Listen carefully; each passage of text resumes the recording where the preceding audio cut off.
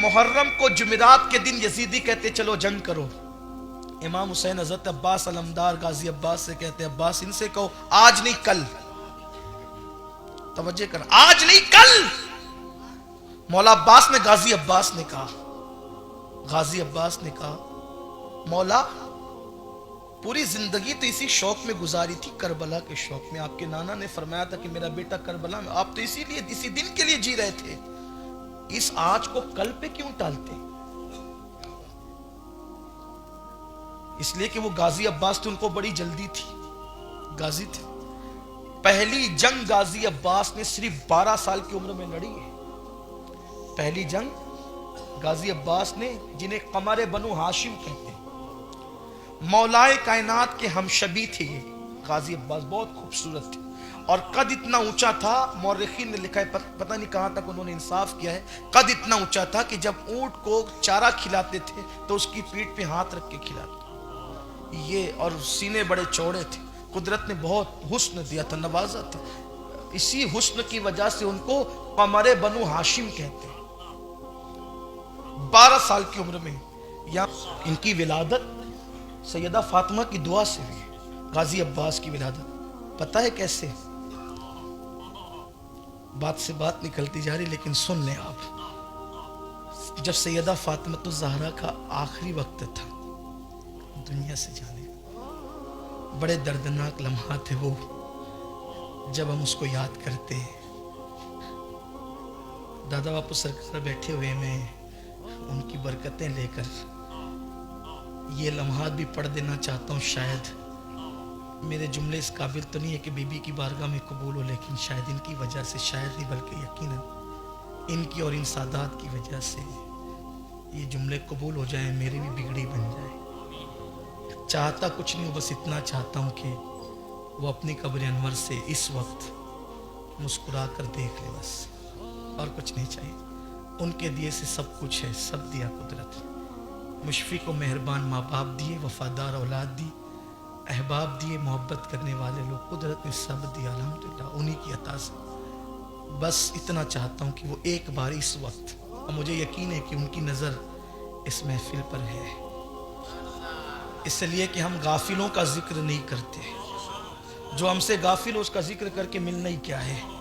ہم تو ان کا ذکر کرتے ہیں جو ہم سے کبھی غافل نہیں ہے. بس اتنی تمنا ہے, آؤ در زہرا پر پھیلائے ہوئے دامن, نسلیں ہیں کریموں کی لجپال گھرانہ ہے.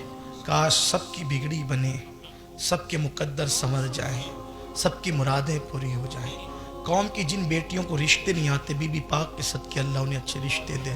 جو اولاد میں بیٹوں کے متمنی اللہ انہیں بیٹے عطا کر دے. جن کی اولاد باغی ہے قدرت انہیں وفادار اولاد بنا دے, ان کی اولاد کو وفادار بنا دے. اللہ سب کی مراد پوری کر دے. عرض کر رہا تھا غازی عباس دعائے فاطمہ بن کر آئے, سیدہ کی دعا کے صدقے پیدا ہوئے. بات یہ تھی کہ تیسری رمضان تھی, رمضان المبارک کی تیسری تاریخ تھی. دن کے وقت سیدہ فاطمہ پانی گرم کر رہی تھی اور روٹیاں جلدی جلدی پکا رہی تھی. بہت عجلت میں تھی, جلدی میں تھی. مولا پاک آئے اور پوچھے فاطمہ آج کچھ جلدی میں ہو, پانی کیوں گرم ہو رہا ہے؟ کہا حسن و حسین کو نہلانے کے لیے. تم نہلاؤ گی؟ ہاں. کیوں؟ تم تو نہیں نہلاتی ہو, یہ ذمہ داری تو کسی اور کی, آج تم نہلاؤ گی. ہاں, اس لیے کہ ابا جان نے جو دن بتایا تھا ملنے کا وہ آ گیا ہے. اپنے یتیموں کو نہلا تو لوں,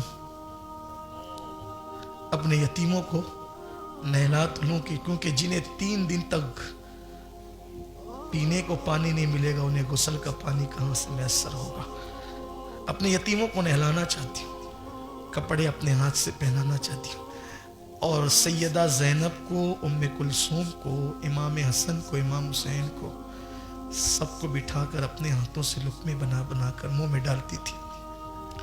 لیکن جب بات امام حسین کی آتی تھی تو آنکھ سے آنسو نکلتے تھے, دوپٹے سے آنسو پوچھتے جاتی تھی اور امام حسین کے منہ میں لقمے ڈالتی جاتی تھی. امام حسن کے ساتھ ایسا نہیں تھا, لیکن جب امام حسین کے منہ میں لقمہ ڈالتی تو آنکھ سے آنسو آتے, دوپٹے سے آنسو پوچھتی تھی. इमाम हसन ने कहा अम्मी ये आप भाई हुसैन को खिलाते वक्त तो क्यों रोती है? तो रो पड़ी, कहती है कि बेटा इस वक्त खिला के करबला याद आता है। आज इसलिए खिला रही हूं कि जब करबला में मेरा बेटा भूख सिसकियां लेगा, तड़पेगा, तो माँ के लुकमों की लज्जतें उसे सहारा देगी और तसल्ली देगी, और फिर जो है वो ज़मीर का सौदा नहीं करेगा। बहरहाल खिलाया पिलाया और शहजादों से कहा कि जाओ नाना के मज़ार पे जाओ। दोनों शहजादे निकले तो बीबी ने मौला अली को उनका हाथ अपने हाथ में लिया। कहा अली मेरे बाद जब मेरा इंतकाल हो जाएगा दूसरी शादी तो करोगे ना आप, दूसरा निकाह तो करोगे ना। जब मौलाए कायनात ने ये सुन लिया कि आखिरी वक्त आ गया है तो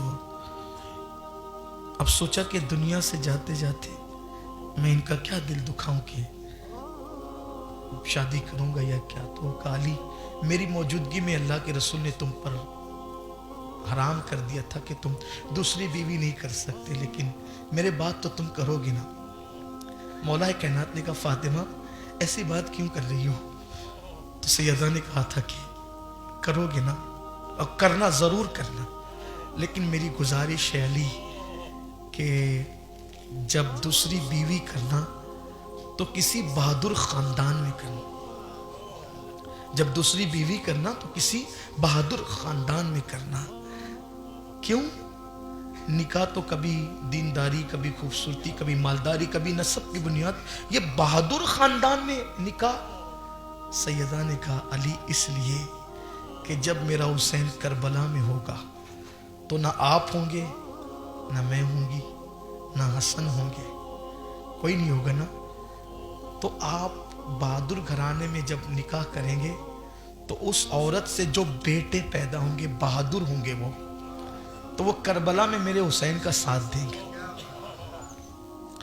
तो मौलाए कायनात ने जो दूसरी बीवी की ना उनका नाम भी इत्तेफाक से फातिमा ही था, लेकिन उस खातून का की कुन्नियत थी उम्मे बनीन। उम्मे बनीन, उम्मे बनीन, उम्मे बनीन का मतलब क्या?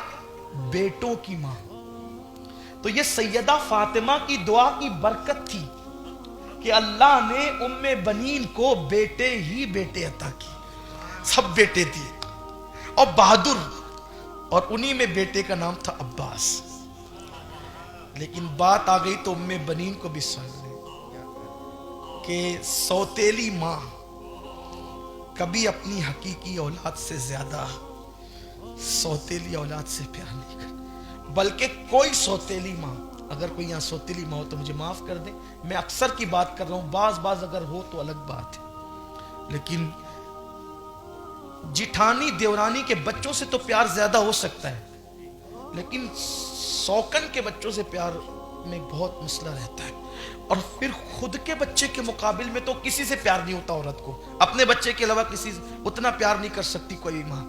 लेकिन ये उम्मे बनीन उस औरत का नाम। जब मैं जन्नतुल बकी में उम्मे बनीन की कब्र पर जाता हूँ तो मैं कहता हूँ अल्लाह आपको जज़ाए खैर दे, तुमने हक अदा किया है। हुजूर के घराने की गुलामी का उम्मे बनीन तुमने हक अदा किया।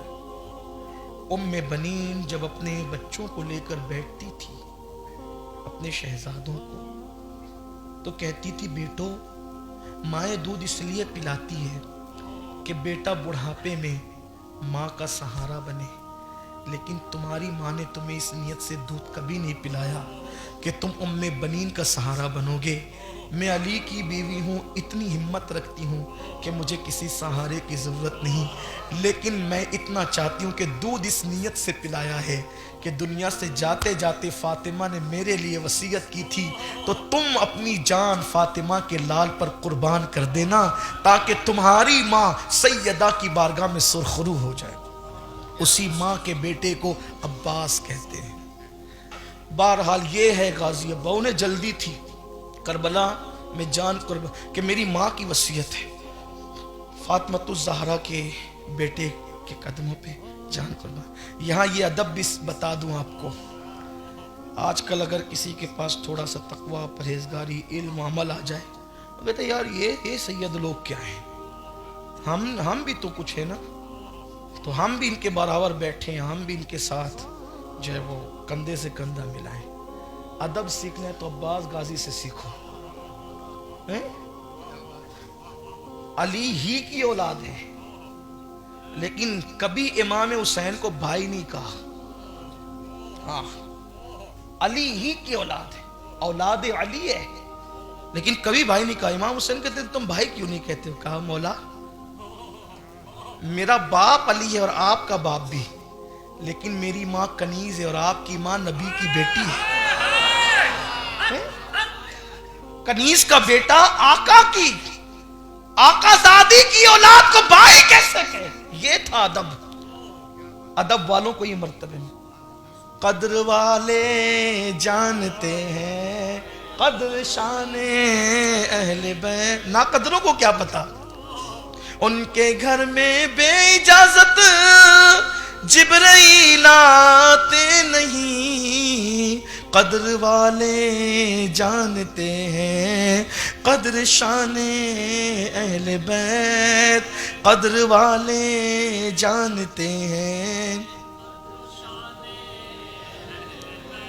تو غازی عباس کو جلدی تھی، جمعرات کے دن جب امام حسین نے کہا کہ آج نہیں کل، یہی کہہ رہا تھا، دور ہو گئے نا، بھول گئے۔ میری قوم کا یہی سب سے بڑا مسئلہ ہے، جو جلسے ہی میں تقریر بھول جاتے ہیں وہ پھر بعد میں جا کے عمل کب کرنا ہو۔ چلے ڈیوٹی کر لیتے ہیں لیکن نوکری کرتے ہیں نا، اہل بیت کی نوکری، آپ کی نہیں۔ اللہ وہ دن کبھی نہ دکھا، حضور کی اہل بیت کی غلامیوں کی نکتوں۔ بات دور نکل گئی، وہاں سے فضیلت پہ فضیلت چلتے چلے گئے۔ تو جمعرات کے دن انہوں نے کہا، یزیدیوں نے کہا آج جنگ کرنا ہے۔ مولا حسین نے کہا عباس کو آج نہیں کل۔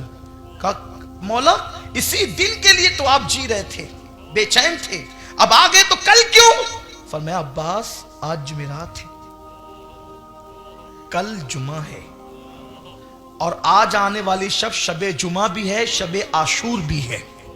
تو ہم یہ چاہتے ہیں کہ زندگی کی آخری رات دل کھول کے سجدہ کر لیں، دل کھول کے اللہ کی محبت میں رو لیں، دل کھول کے تلاوت کر لیں، کیونکہ زندگی کی آخری رات ہے۔ کثرت سے عبادت، جانا تو آج بھی ہے، جانا تو کل بھی ہے، لیکن زندگی کی آخری رات عباس ہم عبادت میں گزارنا چاہتے ہیں۔ اے اہل بیت سے محبت کے دعوے داروں، کتنی حیرت کی بات ہے کہ ان کو مہلت نہیں مل رہی تھی تو وہ دشمن سے مہلت مانگ رہے تھے، دینے والے مہلت مانگ رہے تھے کہ ایک رات کی مہلت دے دو، اس لیے نہیں کہ وصیتیں لکھ دے، اس لیے نہیں کہ کچھ اور کہہ دے، اس لیے نہیں کہ بال بچوں کی حفاظت کا انتظام کر لے، اس لیے نہیں کہ لوگوں کو اور بلا کر تمہارے خلاف جمع کر لے، نہیں، بلکہ اس لیے تاکہ جی بھر کے اللہ کی عبادت کر لے۔ وہ مہلت لے کر عبادت کر رہے تھے۔ یہاں قدرت نے مہلت دی ہے مگر عبادت کا ٹائم نہیں، عبادت کا وقت نہیں۔ واٹس ایپ کے لیے، فیس بک کے لیے، یوٹیوب کے لیے، غیبت کے لیے، چگلی کے لیے، کھیل کے لیے، سب چیز کے لیے ٹائم ہے، عبادت کے لیے ٹائم نہیں ہے۔ پچھتاؤ گے میرے عزیز، بہت بڑی غلطی کر رہے ہو۔ زندگی قدرت نے مفت میں دی ہے، آج اس کی قدر نہیں ہے۔ جس دن روح حلق میں آ کر اٹکے گی، حلق میں آ کر، اس دن پچھتاؤ گے کاش زندگی کے سرمایے کی قدر کر لی ہوتی، اللہ کی عبادت میں وقت گزار لیا ہوتا۔ تو آج ہم پچھتاتے نہیں۔ تو بس اب میں اپنی گفتگو کو اسی پیغام پہ مکمل کرتا ہوں۔